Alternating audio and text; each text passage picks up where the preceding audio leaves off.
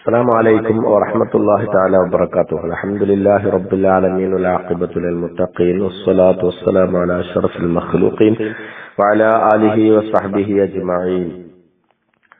عن أبي هريرة رضي الله عنه أنه سمع رسول الله صلى الله عليه وسلم يقول: ما نهيتكم عنه فاجتنبوه وما أمرتكم به فافعلوا منه ما استطعتم فإنما أهلك الذين من قبلكم كثرة مسائلهم واختلافهم على أنبيائهم. അബൂ ഹുറൈറ റളിയല്ലാഹു അൻഹു നിവേദനം ചെയ്യുകയാണ്, റിപ്പോർട്ട് ചെയ്യുകയാണ്, തിരുനബി സല്ലല്ലാഹു അലൈഹി വസല്ലം പറയുന്നതായി അദ്ദേഹം കേട്ടു. മാ നഹൈതുക്കും അൻഹു ഫജ്തനിബൂഹു, ഞാൻ നിങ്ങൾക്ക് നിരോധിച്ച കാര്യങ്ങൾ നിങ്ങൾ വെടിയുക.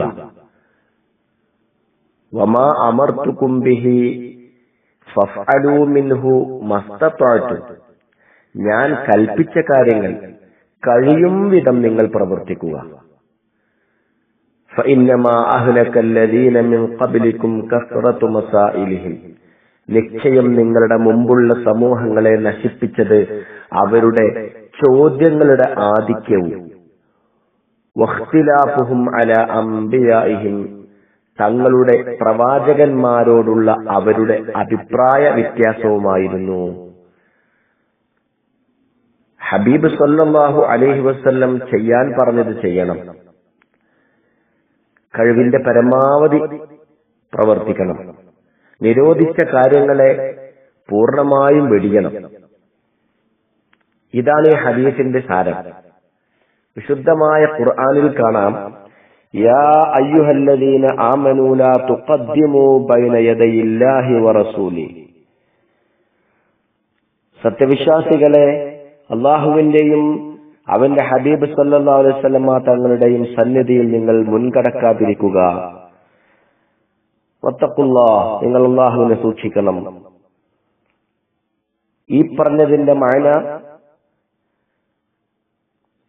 നബി സല്ലല്ലാഹു അലൈഹി വസല്ലമ തങ്ങളെ വാക്കിലോ പ്രവൃത്തിയിലോ അഭിപ്രായ പ്രകടനത്തിലോ ഒന്നും തന്നെ മറികടക്കാൻ സത്യവിശ്വാസികൾക്ക് പാടില്ല എന്നാണ്.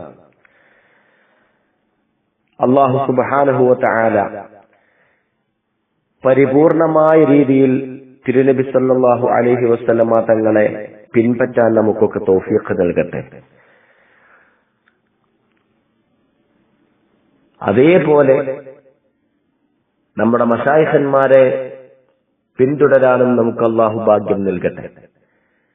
ഇവരുടെയൊക്കെ പൊരുത്തത്തിൽ അല്ലാഹു നമ്മളെ ആക്കി തരട്ടെ. ഇവരുടെയൊക്കെ ഹക്ക് കൊണ്ട് നമ്മുടെ പാപങ്ങൾ അല്ലാഹു പുറത്തു തരട്ടെ.